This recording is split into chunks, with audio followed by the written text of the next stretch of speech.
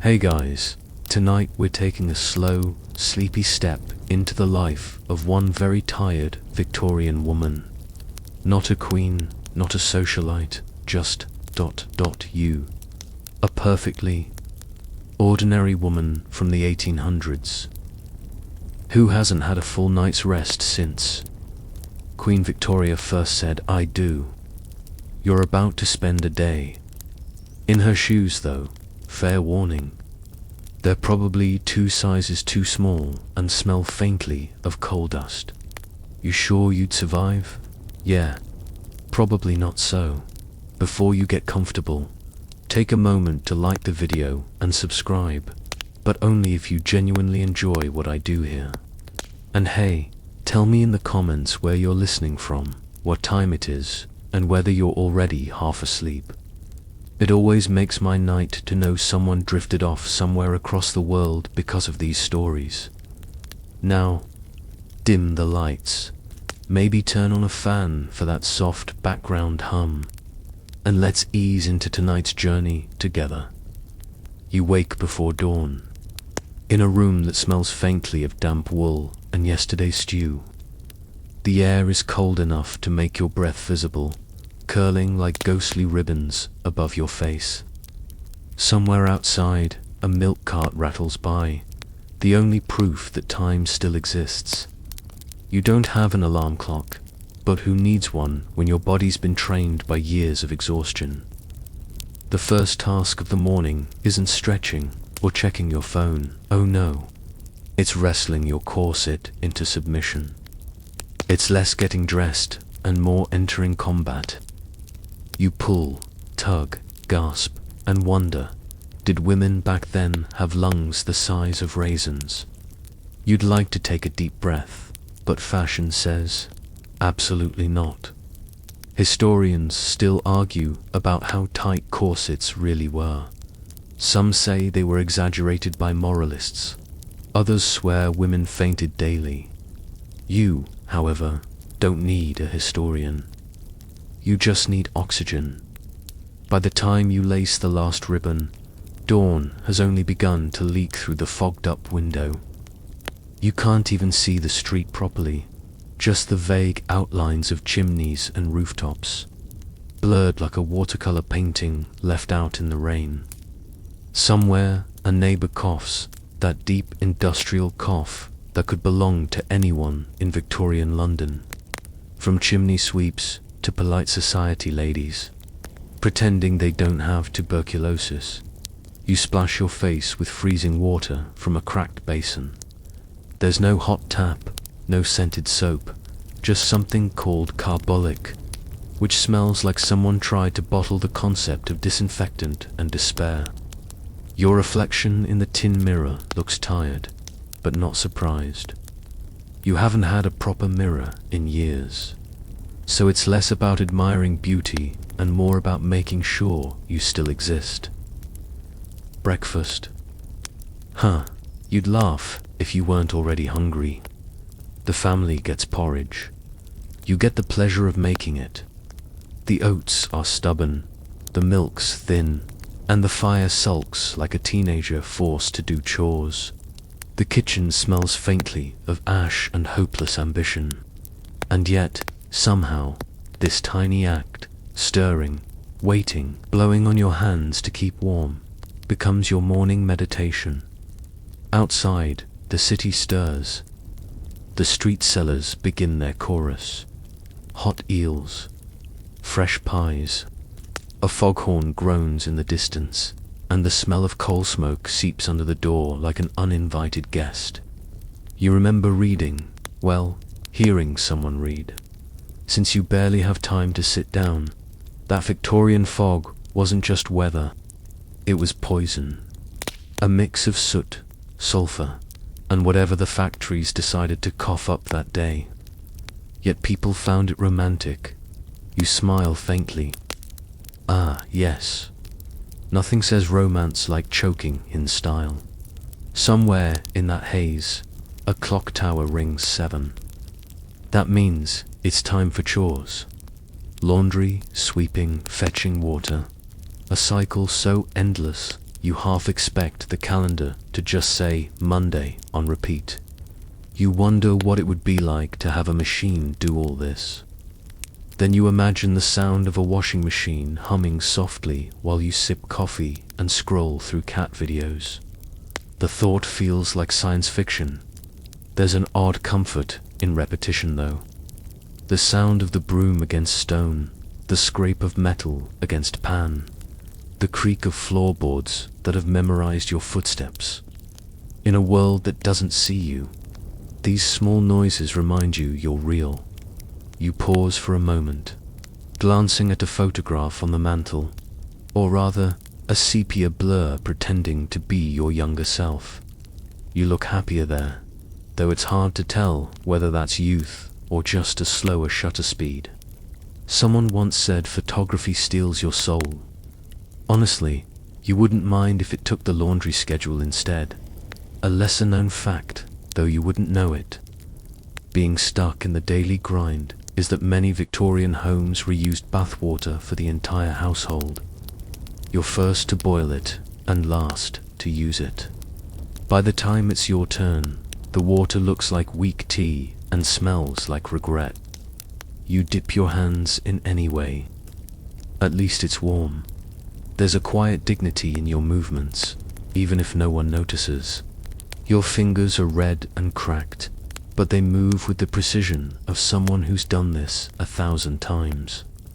The city outside may be building railways and telegraphs, but inside this little home, progress hasn't yet arrived. You hum a little tune, something soft and off-key, as you wipe the last bit of soot from the windowsill. Through it, you catch a glimpse of children skipping rope in the alley, their laughter bright and reckless. You almost smile. They'll grow up fast, you think, because childhood here is just the training ground for exhaustion. As you hang the linens out to dry, the fog thickens, swallowing the street hole. It feels as though London itself is holding its breath. You can't help but imagine what life might be like 100 years from now. Clean air, electric lights, maybe even a day off. It sounds absurdly luxurious, like something only queens would have, and yet, there's a strange hope tucked between the ache in your spine and the chill in your bones. The idea that someday, someone might look back and realize how much strength it took just to survive mornings like this. You lean against the doorframe, rubbing your hands together, feeling the first rays of sun struggle through the mist. You've done everything right, again. No reward, no applause, just the quiet rhythm of endurance. But as you stand there, in that narrow slice of light, something shifts. For a brief, fleeting second, you feel proud, not of the clean floor or the boiling pot, but of the simple fact that you keep going. And that, in this tired, soot-covered corner of history, might be the most rebellious act of all. The kettle hisses like a serpent, though not for tea, not for you.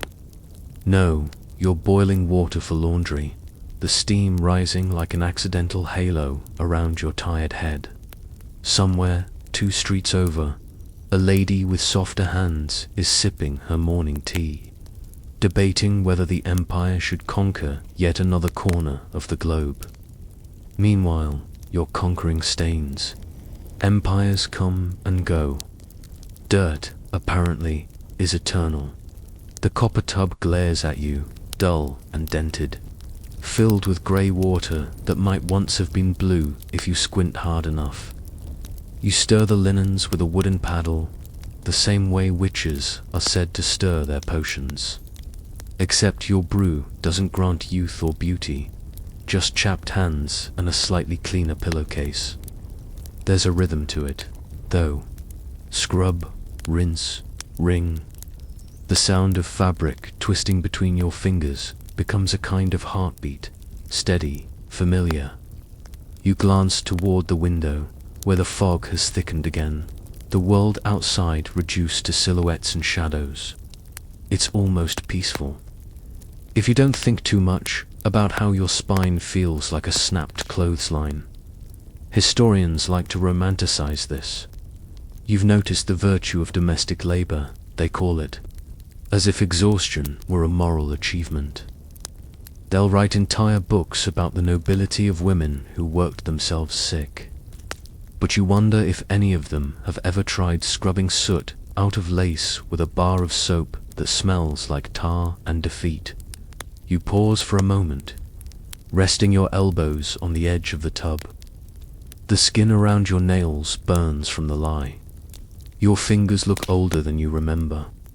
You once read, well overheard, really, that Queen Victoria herself took pride in her domestic habits.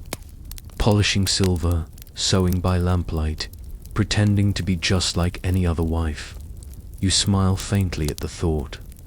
Sure, Your Majesty, just like you, if any other wife had 12 servants, 3 palaces, and a golden bathtub. Outside, a church bell rings. It's noon already. The day slips through your fingers faster than the soap you keep dropping into the tub. You think of time differently now, not in hours, but in tasks completed. When the sheets are hung, when the stew is on, when the husband returns. Each tick of the unseen clock is just another reminder that your life is measured in usefulness, not joy. The water cools, the bubbles fade, and you pour it out the back door.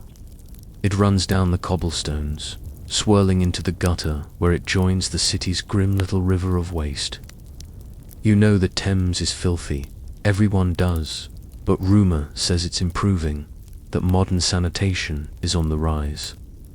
People speak of new pipes and filters, of engineers with grand visions. You almost laugh. Modernity, you think, is a beautiful idea that never seems to make it past your front door. Inside, the room smells of wet cloth and cheap soap. You open the window a crack, though the air outside isn't much better.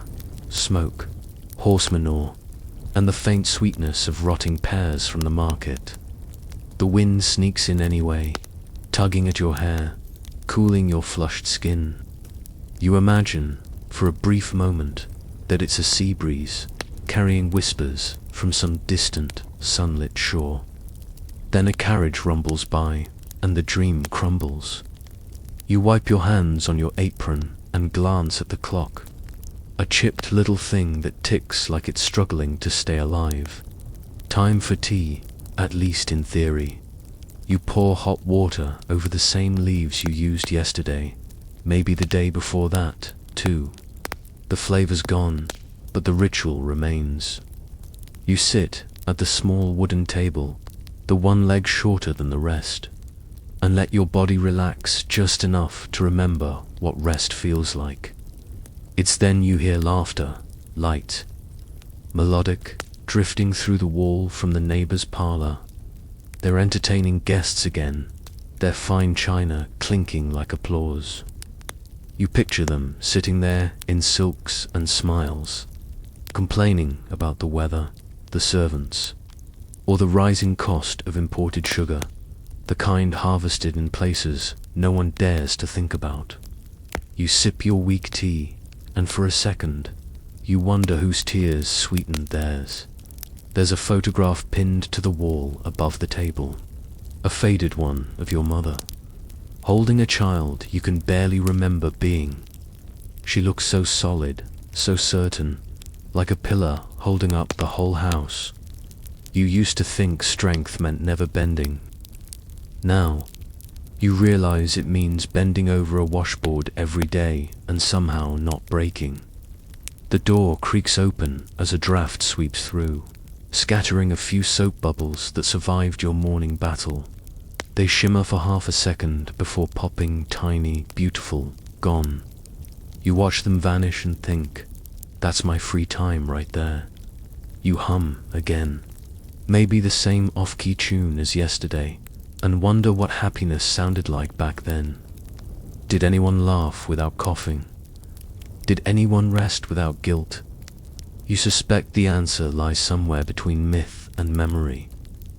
like those exaggerated tales of Victorian manners, how women fainted at every emotional inconvenience, how men tipped their hats to everything that moved. Truth is, most people didn't have time for fainting or hat tipping. They had work. You pick up your teacup again, feeling its rough rim press against your lips. The tea's cold now, but somehow it tastes sweeter. Maybe it's the satisfaction of having survived another morning, of having turned exhaustion into routine. You glance toward the window again. The fog is thinning, revealing a patch of pale blue sky, and in that fragile moment, you catch yourself smiling, not because life is easy, but because it isn't. Because, despite everything, you're still here, still standing in the middle of steam and soap and quiet rebellion, proving that even the most ordinary day can hold a kind of grace. You take one last sip, lukewarm and perfect in its own humble way.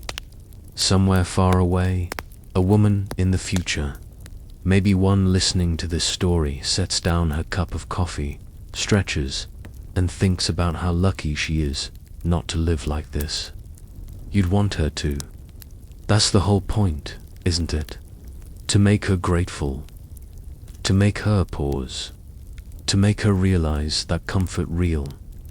Effortless comfort is a luxury born from countless unseen hands that boiled linens and emotions alike, and somehow still found a way to keep going by mid.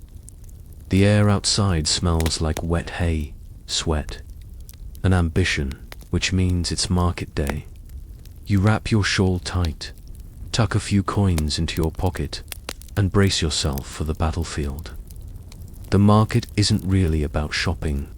It's a contact sport with vegetables.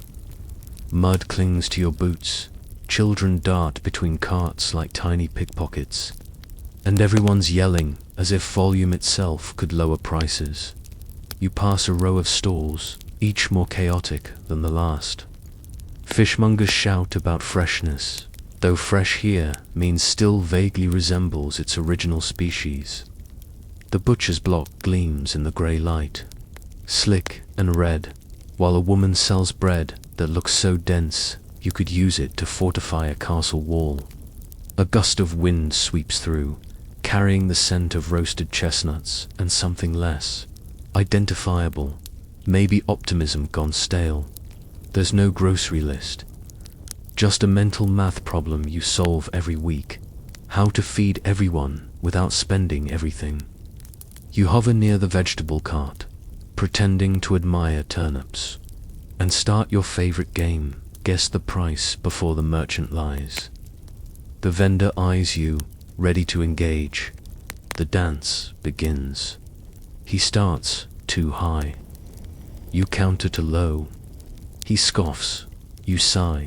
He gestures dramatically toward the sky, as if appealing to divine judgment. Eventually, you meet somewhere in the middle, which, coincidentally, is still too expensive. You hand over your coins with a smile that feels like surrender. Somewhere, centuries later, someone will call this the art of negotiation. You call it buying cabbage. The ground beneath you squelches with every step. You try to avoid the puddles, but they're everywhere. Little mirrors of the grey sky above. A horse passes, splashing your skirt with a polite reminder that laundry never really ends. You mutter under your breath, not quite cursing, but close enough that your grandmother would be disappointed at the next stall. Women gossip with the precision of professional historians. They know who's expecting, who's in debt, and who's been seen walking with the baker after dark. Their whispers weave through the crowd, invisible threads of social control. You listen quietly, though you'd never admit how much you enjoy it. After all, information here is as valuable as sugar and just as addictive. A boy tugs at your sleeve, selling ribbons that look like they've survived several wars. His smile is missing a tooth, his eyes bright with the kind of hunger that isn't always about food. You buy one, not because you need it, but because kindness is cheaper than guilt. He grins, thanks you, and vanishes into the crowd like smoke. Historians often say Victorian markets were centers of community life, which sounds far more poetic than the reality of stepping over horse droppings while being overcharged for onions. Still, they're not entirely wrong. Here, you learn who's sick, who's marrying, who's left for the colonies, and who's come back with stories that sound suspiciously edited. You might not have newspapers or radio, but you have Mrs. O'Malley's endless commentary, and honestly, she's far more entertaining. You start by the dairy stall, where the milk sits in shallow pans, gathering dust faster than customers. The seller assures you it's fresh from the cow this morning. You don't ask which morning. You just nod by half a pint and hope your stomach forgives you later. A lesser-known detail, though you've learned it firsthand, is that milk spoils faster than reputations here, and both can make you sick if you're not careful. As you walk away, the church bell tolls noon again. Time to head home before the fog rolls back in. You balance your basket on one hip, the weight pulling slightly to one side, and think about how much food you managed to gather versus how little money remains. Survival feels like an equation with too many variables and no right answer. Along the way, you pass a newspaper boy shouting headlines about some political scandal. You don't have the penny to spare, but you catch a few words: Parliament, scandal, resignation. Same story, different year. It's funny, in a bitter way, how history seems to repeat itself, even when no one's looking. The powerful stumble, the tired carry on. A sudden drizzle begins, fine and cold. You pull your shawl tighter, watching as the fog thickens into something almost solid. The street glistens, the cobblestones slick underfoot, the horses impatient. A man bumps into you, mutters something half apology, half blame, and you smile thinly. The city has taught you that apologies are often just polite ways to keep walking. You stop by one last stall, the one selling second-hand books. Most are damp, their pages swollen with rain and time. You run your fingers over the cracked leather spines, reading titles you can barely afford to pronounce. For a second, you let yourself imagine taking one home, reading by candlelight, escaping into another world. But then the seller quotes the price, and reality sets in. You thank him, promise to come back next week, a phrase that means never. By the time you reach your street, your shoes are soaked, your basket heavier than your arms would like, and your hair smells faintly of smoke and onions. Still, there's something satisfying about it. This chaotic ritual, this messy proof of existence. You survive the market again. You step inside, closing the door against the noise of the city. The quiet wraps around you, thick and heavy. You unload your basket, the bread, the turnips, the slightly suspicious milk, and breathe out slowly. Somewhere outside, the bells fade, replaced by the steady rhythm of rain, and for a brief moment, you feel grateful, not for the mud or the misery, but for the strange, stubborn resilience that keeps you returning to that market week after week. You think of the people centuries ahead, shopping in clean aisles under electric lights, scanning barcodes instead of haggling. They'll never know the art of surviving chaos with grace. You smile to yourself, a small, secret smile, and think, if they only knew how hard-won their comfort truly is, they might never complain about a long line again. You drag the washtub out to the small, uneven courtyard, the air already thick with the scent of lye and smoke. The water you fetched hours ago has cooled. mocking you with its grey stillness. You roll up your sleeves, dip your hands in, and the shock of cold bites sharper than any insult.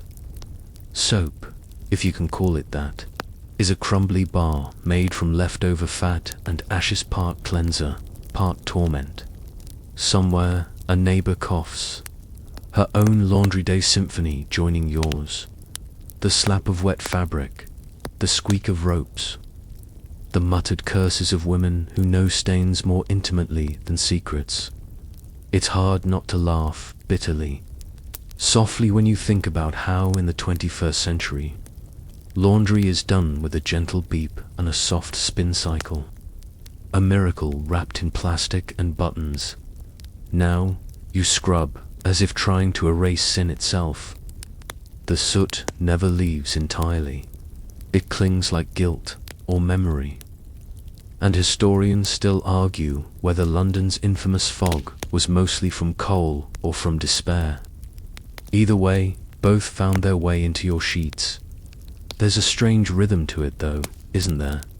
Push, twist, rinse, wring.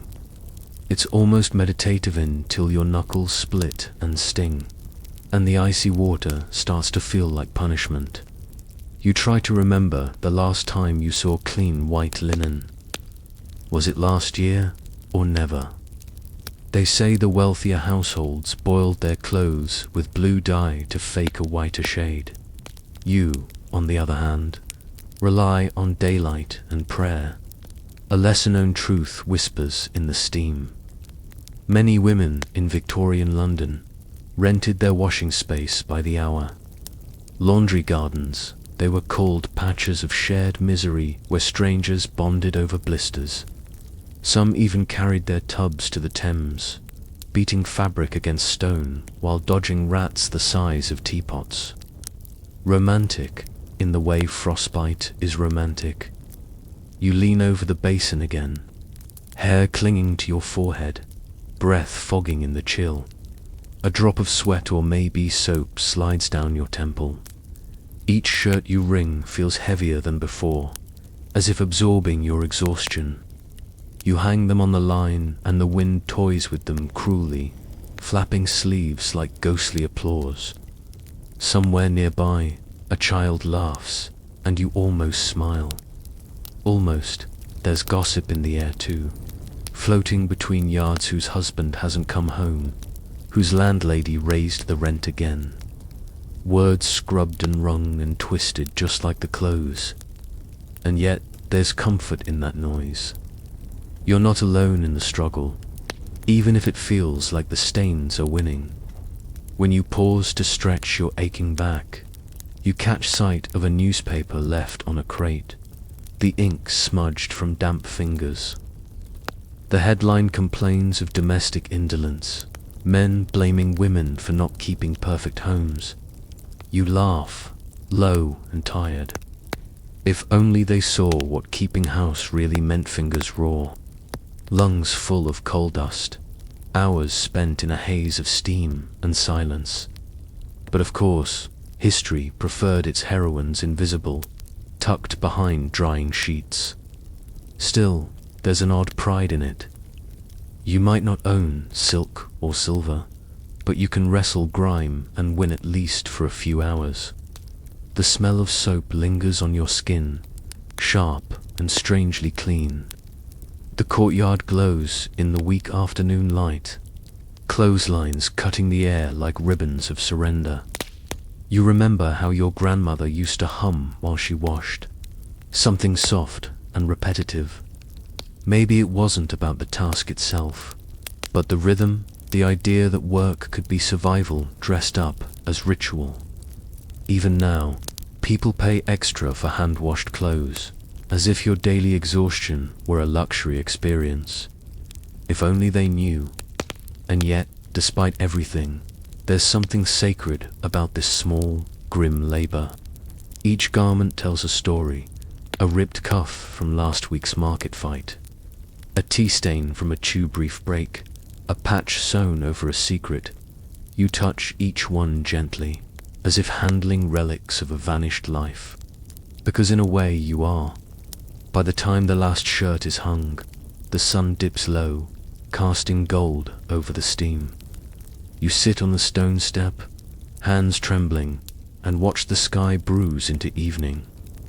For a moment, it's peaceful. No beeping machines, no fabric softeners promising fresh meadow scent. Just you, the clothes, the cold, and the faint satisfaction that you fought the dirt and lived to tell the tale. In the quiet that follows, you can almost hear the echo of a truth modern comfort has muffled. Survival used to be a full-time job. And though today's world hums with convenience, there's something to be said for the weight of effort, for knowing what it costs to make something clean. So tonight, when you toss your clothes in a machine and scroll your phone while it spins, maybe you'll think of her view scrubbing in the cold, muttering into the wind. Maybe gratitude is the softest fabric of all. The stew bubbles in the corner like it's plotting revenge. You stir it against lowly, carefully, but it's too late. The smell has shifted from hearty to hopeless.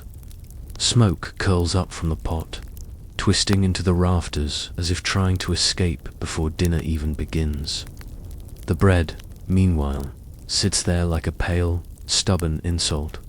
No rise, no joy, just dough pretending to be food. You sigh, softly, the sound swallowed by the clatter of cheap spoons and distant street noise. Dinner, in a Victorian kitchen, is less culinary art and more daily duel with the elements. The coal range crackles unevenly. Never the right temperature, too cold to simmer, too hot to save. You'd trade a year's wages for a modern oven, with its smug little dials and obedient flames. But here, every meal is an act of faith and mild despair. The air feels thick, heavy with steam, soot, and the faint whiff of failure. They say the dinner table reflected one's morality back then. The rich displayed virtue through excess. Silverware gleaming, pies stacked high, servants lined like punctuation marks. You, meanwhile, display survival: a chipped bowl, a pot of stew that might have once contained meat, and a loaf that could double as a weapon. Yet somehow, it's still expected to taste like gratitude. The irony isn't lost on you. You've spent the whole day preparing this meal, only for it to betray you. Historians like to debate whether the angel of the house ideal ever really existed, or if it was just a polite hallucination invented by men who never boiled water themselves. Looking at your pot, you'd argue it was pure fiction. Angels don't smell like burnt onions. A lesser-known truth simmers beneath the chaos.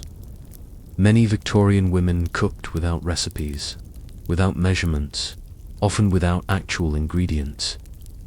Cookbooks existed, yes, but most were written for the upper classes, filled with ingredients you'd need a map and a miracle to find. Ordinary households worked with what they had, which was usually potatoes, bread, and something pretending to be beef. You learn to improvise. You learn to pray. Sometimes you even learn to chew through disappointment. Outside, the street vendors' cries mix with the church bells, announcing dinner for those who can afford it. Roast chestnuts, eels, pies, cheap temptations wrapped in grease and gossip. You pause, spoon in hand, listening. For a moment, you think about running out there, trading your scorched stew for a warm bite of something that doesn't taste like regret. But the thought fades. You can't leave the fire unattended. You've learned that lesson before the hard, smoky way. You taste the stew again. It's edible, technically. The bread, however, could use divine intervention. You press a finger against its surface, it resists, firmly, somewhere between stone and stubbornness. And yet, you'll serve it anyway. Because hunger doesn't care about texture. The candle flickers as you set the table, its small light doing battle with the encroaching dusk. Shadows stretch across the walls, making the narrow kitchen look like a theater of endurance. You arrange the plates, wipe the spoon with the corner of your apron, and sit for a moment, staring at the uneven flame. You wonder if every woman before you sat in this same silence, half proud, half defeated. It's strange, isn't it? Today, people complain when their pasta sauce doesn't taste authentic. You laugh softly. Authenticity, in your world, means food that doesn't poison you or catch fire mid. There's a comfort in that simplicity, a brutal honesty. The Victorian kitchen wasn't about presentation. It was about persistence. You imagine, just for a second, a modern kitchen glimming tiles, electric light, maybe even a dishwasher humming softly like a lullaby. You imagine the luxury of not smelling like smoke by the end of the day. But then again, maybe the struggle gives flavor to life. Maybe that's what history forgets. When it romanticizes hardship, had texture, noise, sweat, burnt edges, and small victories. You ladle the stew into bowls. The smell isn't pleasant, but it's warm. Steam curls like forgiveness. You tear the bread, its crust crackling like brittle pride, and you eat slowly, the way you might read a sad letter. Each bite is effort turned into sustenance. It's imperfect, yes, but it's yours. If you close your eyes, you can almost hear the quiet strength of generations doing the same stirring, tasting, hoping. Meals weren't just food. They were proof of existence, of care in the face of exhaustion. Historians may still debate whether women of this age found fulfillment in domestic life, or merely endurance. Maybe the truth sits somewhere between hunger and heat. You lean back, spoon resting in the bowl, and let the last of the warmth fade. The kitchen smells like smoke and faint triumph. Outside, a horse clops past, indifferent to your small victory. Tomorrow, the bread might rise, or it might not. The stew might taste better, or worse. But for now, you've survived another evening, and as you think of modern kitchens glowing with ease meals arriving with a tap, ovens whispering perfection, you can't help but smile. Because comfort, it seems, has always been a fragile luxury. Maybe that's the point. Maybe the secret isn't to chase perfection, but to recognize how far we've come from the days when dinner was a battlefield and, still, somehow, a blessing. The table is set again, every fork aligned, every napkin folded into the same perfect little triangle, because perfection is the only form of control you still have. The stew has cooled just enough to lose its charm, and the bread, well, it remains its usual dense, resentful self. You glance toward the door. Any moment now, the sound of boots on tile will mark his entrance. And like an actor hearing the cue, you'll step into your role once more, the invisible wife. He walks in without a word, brushing soot from his coat, smelling faintly of tobacco and something too expensive for your salary of exhaustion. You offer a smile, that well-rehearsed curve of lips that's no longer attached to feeling. He doesn't look up, not at you. His eyes skim over the wallpaper, the one you scrubbed by hand last week until your fingers went round, he comments, absent-mindedly, on a spot that doesn't even exist. You wonder, briefly, what it's like to be seen as clearly as that wall dot in modern times. You'd call this emotional neglect. Back then, it was simply marriage. People romanticize Victorian love as if it were all handwritten letters and shy glances by candlelight. But most letters were about bills, and the candles were there because gas was too expensive. Historians still argue whether women of this age were content or quietly combusting inside. The truth is probably both, depending on the day and the temperature of the tea. You ladle out his stew, careful not to spill, though honestly, what would he notice? He eats in silence, eyes drifting toward the newspaper and evening ritual that might as well replace prayer. You sit opposite, folding your hands politely, as if waiting for permission to exist. Conversation, if it happens at all, is small, like the flame of the single candle between you. "The meat's tough," he says finally. You almost laugh. The meat isn't the only thing. The quiet stretches, long and tight. You find yourself studying the lines of his face, wondering when they became so sharp, so distant. Maybe they always were.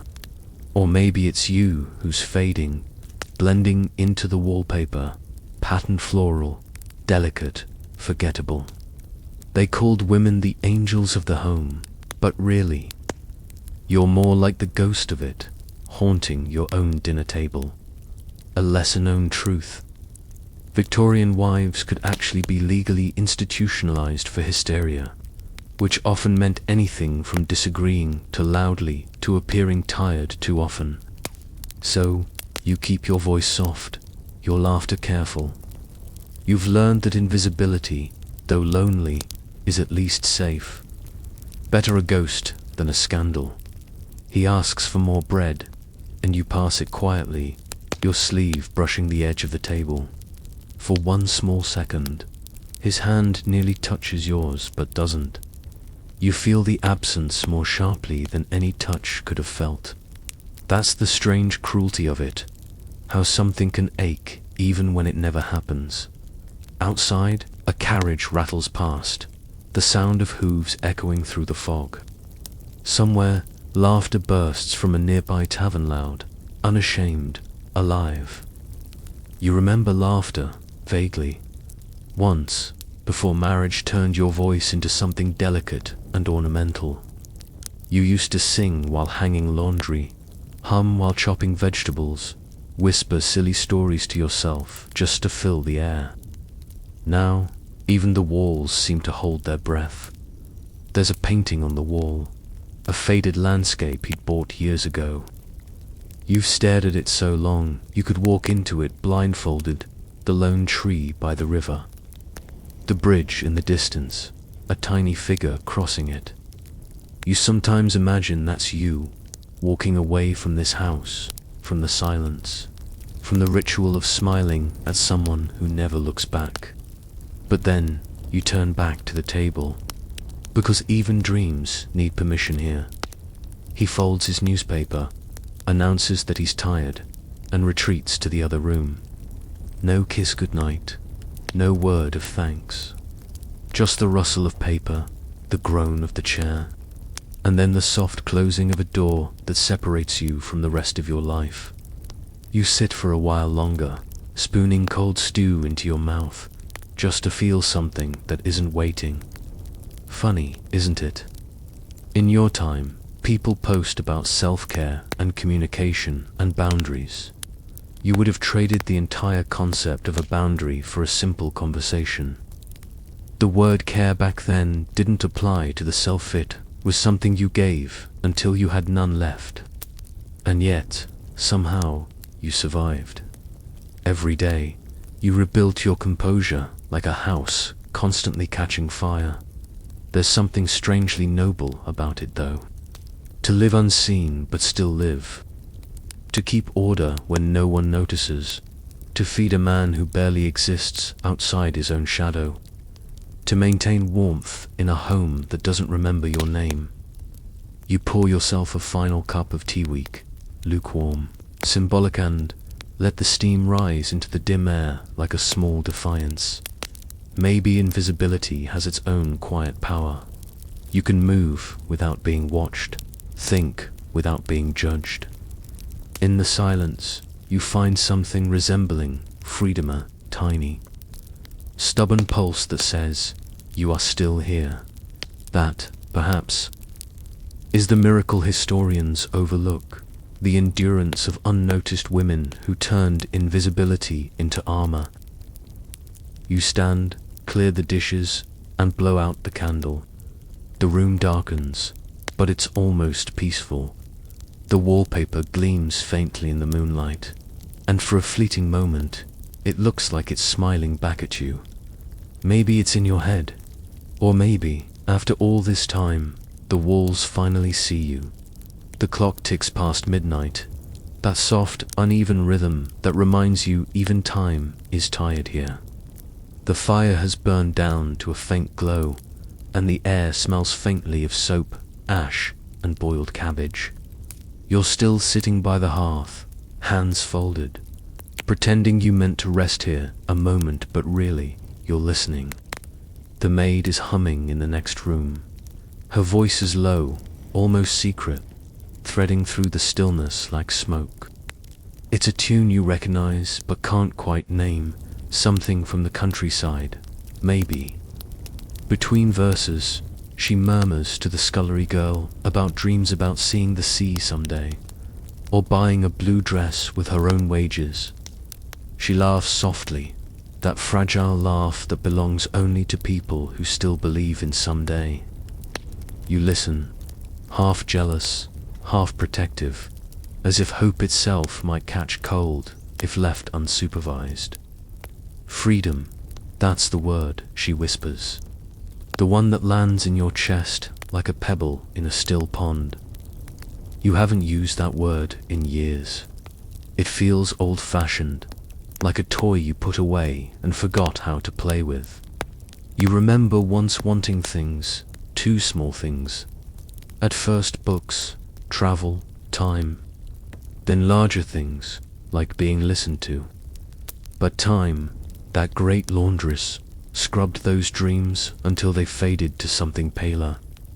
Quieter, almost respectable. You smile wryly. The maid dreams of leaving service. You dream of sleeping through one night without worry. Everyone has their version of freedom, scaled to their own cage. Modern people talk about following their passions as if the word passion weren't originally tied to suffering. You wonder what they'd make of your daily life, waking before dawn, working until your hands ache, then doing it again. Probably they'd film it for aesthetic content and call it romantic simplicity. Historians like to paint servants as the background noise of Victorian life figures, moving quietly through corridors, without names, without thoughts. But that's the fiction of convenience.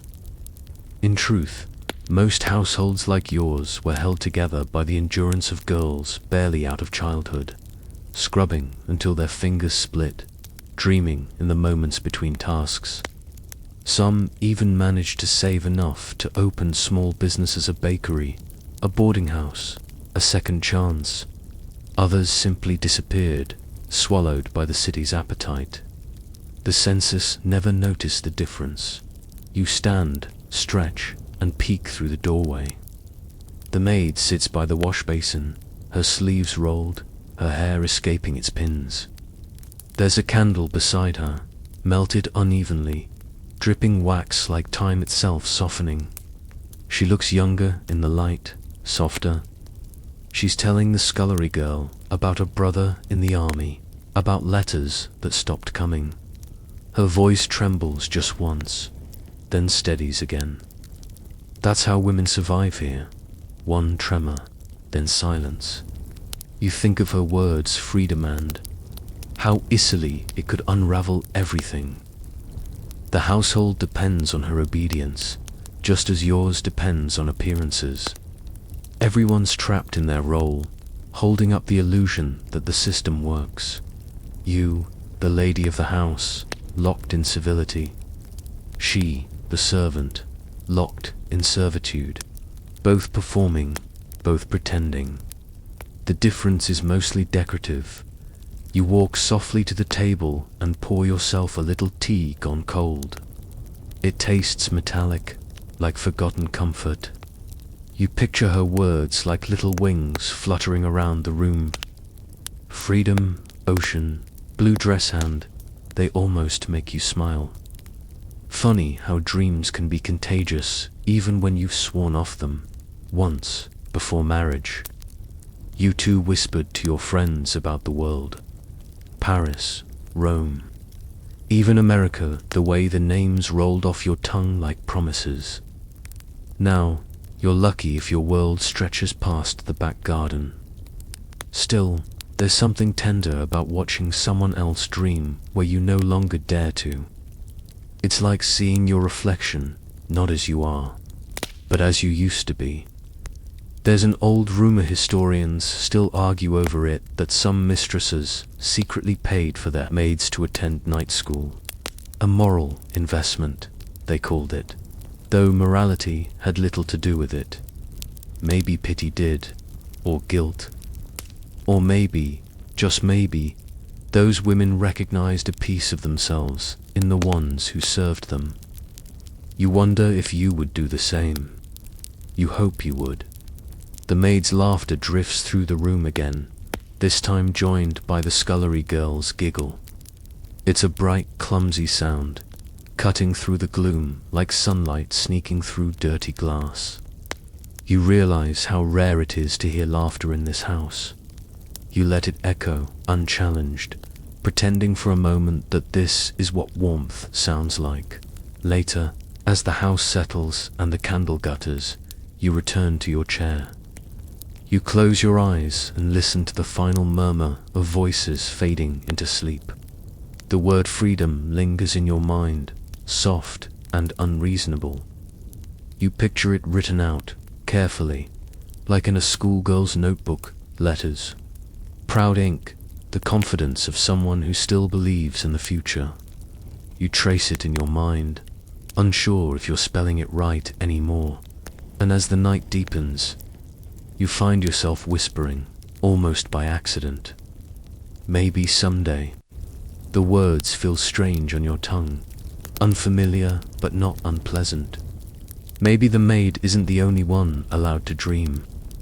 Maybe freedom isn't just leaving, it's remembering you once wanted to. The fire sighs. The house exhales. And somewhere between the clink of cooling iron and the hush of distant rain, you let yourself imagine, just for a moment, that tomorrow might sound a little different. The glass is cold beneath your fingertips. Outside, the London dusk folds itself into a thick, grey, half fog, half resignation. The street lamps flicker to life, each one trying, rather desperately, to pretend the darkness isn't winning. You lean your forehead against the window, tracing the path of a single drop of condensation as it slides down, wobbling like it's unsure where to go. It feels familiar, this uncertainty. After all, how far can a woman really see beyond soot, supper dishes, and the endless smell of boiled cabbage? You imagine a world outside the pane, a place where the air doesn't taste like coal dust and where your lungs don't sound like someone trying to start a fire with damp wood. Funny thing, though people today talk about escape like it's a button you press, back then, freedom was something you conjured between scrubbing pans and pretending not to hear. The neighbors fighting over the price of candles, behind you. The kitchen hums, softly the hiss of a kettle, the creak of old wood, the ghostly sigh of yesterday's arguments. You think of the other windows on this street, each one holding another version of you, staring out at the same fog, wondering if happiness is something that happens to other people. Historians like to call it domestic serenity. You might call it quiet despair with a side of potato stew.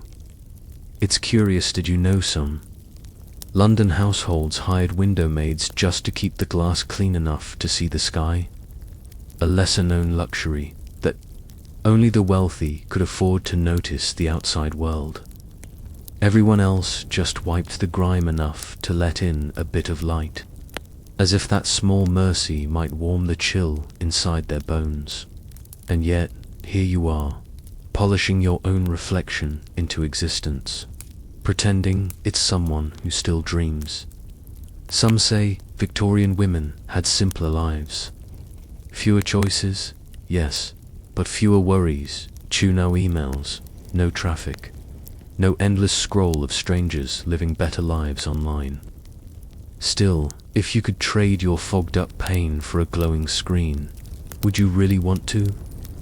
100 years later, people stare into little glass boxes again, longing for a world beyond them. Progress, it seems, loves a good circle. You let out a soft laugh, barely a sound, more a puff of air. It's the same kind your grandmother might have made when told that women in the future would vote, drive cars, and run companies, and yet still cry quietly in bathrooms about someone who never texted back. So much for liberation. Asterisk down on the street, a lamplighter moves through the mist, his silhouette bending like a question mark. You watch as he raises the long pole, touches flame to glass, and for a brief moment, the world glows. A simple act, really, but back then, it meant everything. Light meant safety, meant visibility, meant that for a few hours, the darkness could be kept politely outside.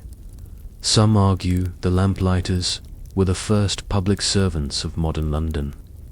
Others debate whether their slow disappearance marked the beginning of loneliness in the city. That subtle shift from human presence to mechanical convenience. You wonder if he ever looked up at these windows, seeing people like you watching him, both pretending the other wasn't real. You, trapped behind glass. Him, swallowed by fog. Two ghosts in different cages. Somewhere in the house, a clock ticks, slow and judgmental. The dishes still wait. The supper smell clings to your dress, and the air feels heavy with half-lived lives. And yet beneath the exhaustion, there's a pulse of defiance. You press your palm against the glass again, leaving a faint print. A small rebellion, proof that you're still here, still warm, still dreaming. And in that tiny act, something softens. Maybe it's the light. Maybe it's you. You imagine stepping outside, just for a moment, breathing in the thick London air until it stings your throat. You'd walk past the cobbles slick with rain, past the horses clattering like impatient heartbeats, and let the world know you existed. But instead, you stay, because someone has to watch the window. Someone has to dream for the ones who can't. Strange, isn't it? For all our talk of progress, people today still look out windows, just digital ones, now waiting for something better to appear. You smile faintly, realizing that every age has its own kind of fog. The only difference is whether we choose to see through it or let it swallow us whole. Outside, the lamplighter moves on. The glow fades, and your reflection takes its place in the glass. You look older than you feel, or maybe just more aware. The world beyond your window remains unreachable, but for the first time tonight, you're content to watch it anyway. Maybe the view was never meant to change. Maybe you were. The kettle whistles again, sharp and insistent. You turn, lift it from the fire, and pour a cup of tea, the steam wrapping around your face like a gentle veil. You take a sip, bitter, comforting, real. And as the fog outside thickens, you whisper a quiet promise to yourself to look out the window again tomorrow, not in longing, but in gratitude for the warmth, the walls, and the simple luxury of having a world still worth imagining, because somewhere beyond that pain, a lamplighter still moves through the mist and maybe, just maybe, he's looking back. The night slides in like cold ink, pooling in the corners of the room. The candle trembles on the bedside table, dripping wax that hardens into tiny ivory ghosts. You sit on the edge of the bed, if you can call it that. It's more like a wooden confession booth with a thin excuse for a mattress, where your sins and your spine meet in mutual discomfort. Your hands ache from a day of scrubbing, stitching, and surviving. You think briefly about heaven, then decide it probably has softer pillows. You lie down, and the bed springs creak in protest, as though judging your every thought. The blanket is heavy but not warm. The air smells of damp wood and leftover effort. The room is silent except for the wheezing of the old house and your own heartbeat, which sounds louder than it should. Funny how exhaustion can feel louder than noise. Somewhere outside, a carriage rattles by, iron wheels biting into cobblestones, the sound of privilege passing in the dark. You close your eyes, trying to drift, but the chill presses closer, seeping through the seams of your dress like it's searching for a secret. Back then, people believed cold air carried disease, miasma, they called it. Invisible poison floating through the night. Historians still wonder whether that fear saved more lives than it harmed. After all, it made people clean, seal, and burn, turning superstition into early hygiene. You could say you owe your nightly frostbite to the birth of modern sanitation. How comforting. The truth, though, is that the poor didn't fear the air, they feared the rent. Many Londoners of your time couldn't afford both warmth and shelter, so they chose the walls and prayed their breath wouldn't turn to mist too soon. In the 1800s, night frost was so common that newspapers warned people not to let their water jugs freeze inside the house. And yet, here you are, 150 years later, tucked under your electric blanket, scrolling your glowing screen at midnight, complaining that your coffee went cold. Maybe progress just changed the temperature of our problems. Your mind wanders as the candle shrinks. You think of the neighbor next door, Mrs. Wren, the one with too many children and not enough hope. They say she once tried to warm her feet by baking bread. The oven fire went out halfway through, and the bread never rose again. Some people said it was bad luck. Others whispered it was the ghost of her dead husband. But maybe it was just cold. History tends to romanticize suffering when it runs out of explanations. The boards creak again, this time from the wind pressing against the shutters. You pull the blanket closer, feeling its scratchy defiance against your skin. Sleep doesn't come easy, not when every muscle in your body still remembers work. The ache in your fingers feels like the echo of a life you didn't choose but still perform daily. You'd laugh if you weren't so tired. People in the future talk about burnout like it's new. You were burning out before it was trendy. You open your eyes and stare at the ceiling.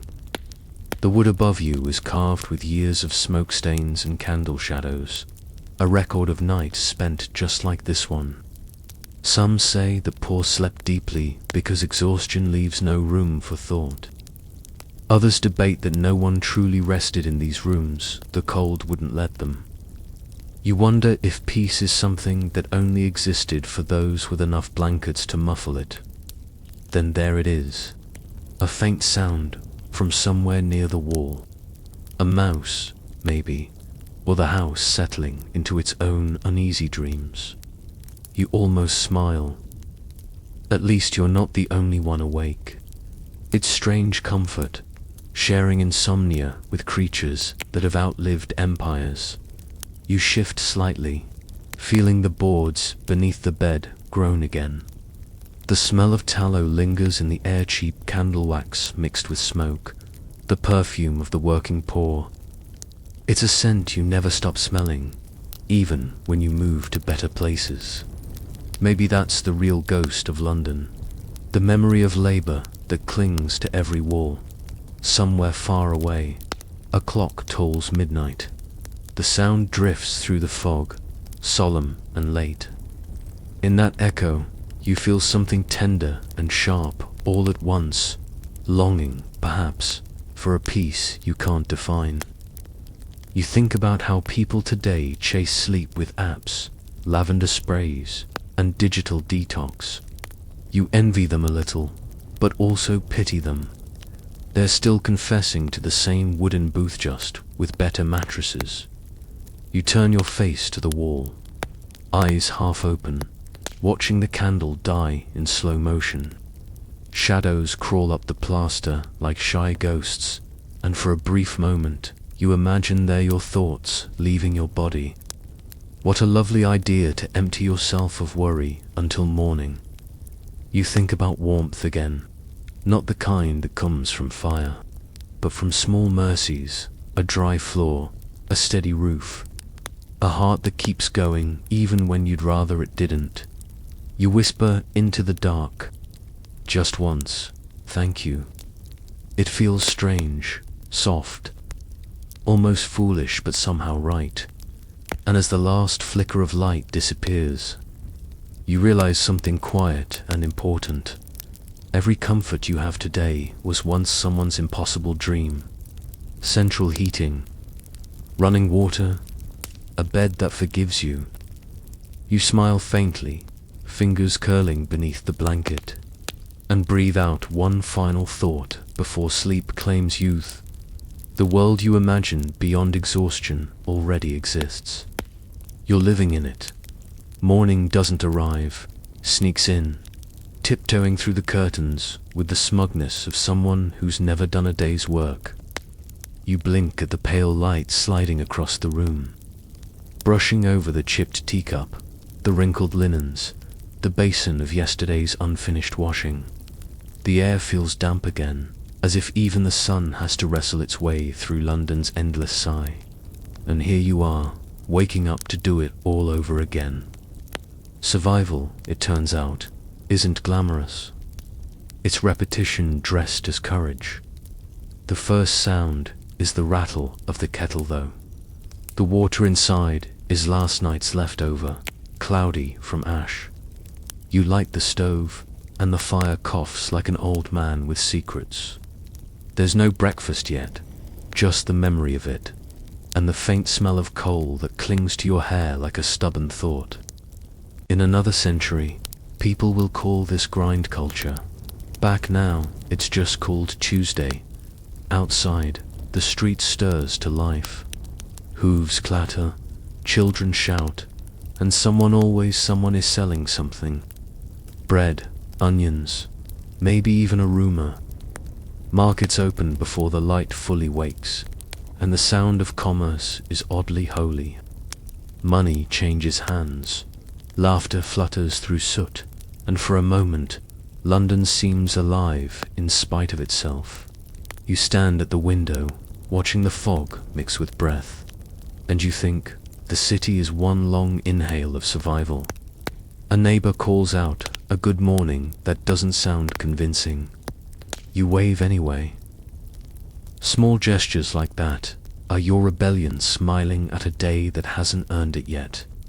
Historians like to write about revolutions in ink and gunpowder, but they forget about the quiet ones. The rebellions made of soap, tea, and tenacity. The women who kept boiling, mending, enduring. Some even say the true architects of the empire were not the generals, but the wives who refused to fall apart before dinner. You wash your face with cold water that feels like a dare. The mirror catches your reflection, tired but steady. The Victorians loved mirrors. They believed reflections revealed not just the face but the soul. A superstition lingered that covering mirrors during illness kept death from claiming its reflection too soon. Of course, there's debate about whether that was spiritual belief or practical cleanliness. Maybe both. Either way, you catch your own eyes and think, you look very much alive. Despite it all, you dress in silence, the fabrics stiff and smelling faintly of lye. Each button is a negotiation with fatigue. You think of modern people slipping into gym clothes and calling it a victory. You envy them, yes, but also wonder if they know how good they have it: machines to wash, heat to summon, food to order. Your kind had to conjure comfort out of discomfort, hope out of habit. And somehow, that feels braver. The fire finally settles into a glow, and you pour a little tea. It's bitter, thin, and still a luxury. In your time, tea isn't just a drink, it's ritual, economy, gossip, and grief all steeped together. There's a story that some maids use to dry and reuse tea leaves up to 7 times before discarding them. Others claim the same leaves were sold second-hand by unscrupulous shopkeepers, dyed darker to fool the eye. You sip your cup and think, either way, everyone was pretending to have a taste of gentility. Maybe that's all survival really, is pretending you're fine until it feels true. The house begins to hum with activity. A knock at the back door, a delivery boy coughing into the morning chill, a child crying because porridge isn't jam. Every sound pulls you back into the rhythm of living, whether you like it or not. You stir the pot, fold the cloth, and wonder how many women have performed this same quiet ballet before you. Probably, each one adding a breath to history that no one bothered to record. And yet, here you are, centuries later, thinking of them. Maybe that's how history stays alive, not through grand monuments, but through whispers that refuse to fade. You step outside for a moment, letting the cold air slap your cheeks awake. The street smells of damp stone and chimney smoke, a perfume you've grown to recognize as endurance. Across the road, a cart rolls by, piled high with laundry. The woman pushing it hums under her breath, song with no words, just rhythm. You find yourself matching her tune, quietly, a secret duet between survivors. There's a saying that Victorians were obsessed with progress, but progress was often just endurance, dressed up for company. They built, polished, invented all, while trying not to drown in their own expectations. Some scholars argue that even the morning routines of middle-class women were small performances of social status. Each folded napkin a silent declaration. I belong here. You, too, perform your part, though no audience claps at the end. The clock strikes 9. Though time here feels circular, like a loop you can't quite escape. You think about the people in the future complaining about Mondays. You'd laugh. If you weren't already busy surviving your own endless Monday disguised as history. You glance at your hands chapped, red but still moving, still working, still doing the next thing. Maybe that's the quiet miracle of it all, the refusal to stop. Not out of hope, necessarily, but out of a strange kind of loyalty to life itself. The kettle whistles again, demanding attention. You turn toward it, pour the last of the water, and watch the steam rise like a prayer too shy to leave the room. The sun finally pushes through the clouds, golden and late, and in that light, the kitchen looks almost kind. You take a deep breath. Maybe this is what rebellion looks like, not shouting, not marching, but waking up, once more, to face a world that never said thank you. You smile faintly at the thought, whispering to yourself, tomorrow will come again, and when it does, you'll rise with it quiet, stubborn, and beautifully alive.